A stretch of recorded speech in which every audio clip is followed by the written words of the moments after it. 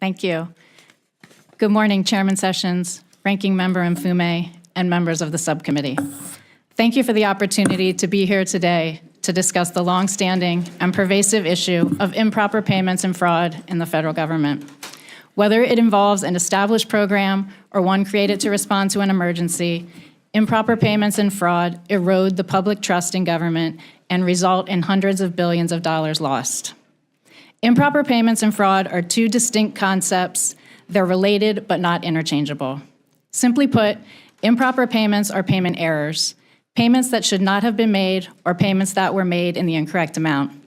These could be overpayments, underpayments, or payments to ineligible recipients. Fraud involves obtaining something of value through willful misrepresentation, individuals or organizations deliberately lying to defraud the federal government. While all fraudulent payments are considered improper, not all improper payments are considered fraud. That's right. Since 2003, federal agencies have made an estimated $2.8 trillion in improper payments, including an estimated $162 billion in fiscal year 2024. Since these year-to-year estimates are based on a subset of government programs, 68 programs in 2024, the actual improper payments amount may be significantly higher. Last April, we estimated that based on data from fiscal years 2018 to 2022, the federal government annually lost between $233 and $531 billion, or about 3 to 7% of federal spending to fraud. Our fraud estimate includes all federal programs, and the wide range reflects the different risk environments during the 5-year period, including normal operations and COVID-19 relief programs and spending. Fraud at this level indicates the importance of fraud risk management. However, most government spending is not fraudulent.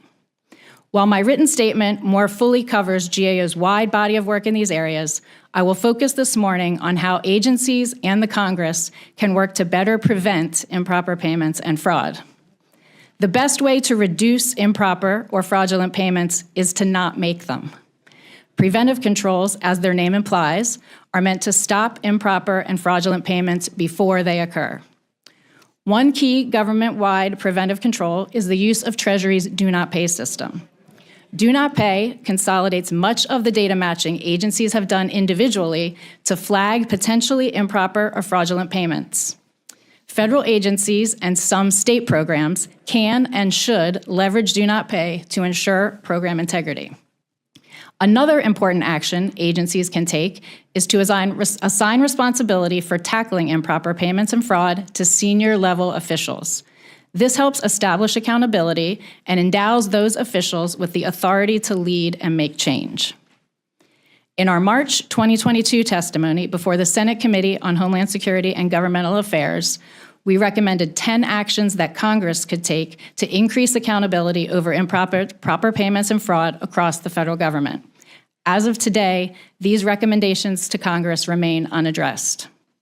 To improve transparency and accountability over fraud management, we recommended that Congress reinstate the requirement that agencies report on their anti-fraud controls and fraud risk management efforts in their annual financial reports. And to better prepare for future emergencies, such as hurricanes, wildfires, or pandemics, we recommended that Congress require OMB to provide guidance for agencies to proactively develop internal control plans that will be ready for use in future crises, and require agencies to report these plans to OMB and Congress. Finally, to facilitate data access and data sharing, which is key to effective prevention, we recommended that Congress consider amending the Social Security Act to explicitly allow the Social Security Administration to share its full death data with Treasury's Do Not Pay system. In December 2020, Congress passed legislation requiring the Social Security Administration to share its full death data with Treasury's Do Not Pay system for a 3-year pilot period. This requirement is set to expire in December 2026, and we think Congress should make it permanent. Earlier this year, Treasury reported that data sharing during the pilot had led to $31 million in improper payments prevented and recovered over its first 5 months, and the pilot's projected net benefit is over $215 million for the full 3 years. Congress can make an immediate impact by ensuring the Do Not Pay system continues to have access to the Social Security Administration's full death data. Continued congressional oversight is critical to ensuring that agencies address improper payments and fraud in their programs. Along with the actions detailed in my written statement, Congress can use a variety of tools such as hearings and the appropriations, authorization, and oversight processes to incentivize agencies to improve program integrity. This concludes my opening statement, and I would be happy to answer questions.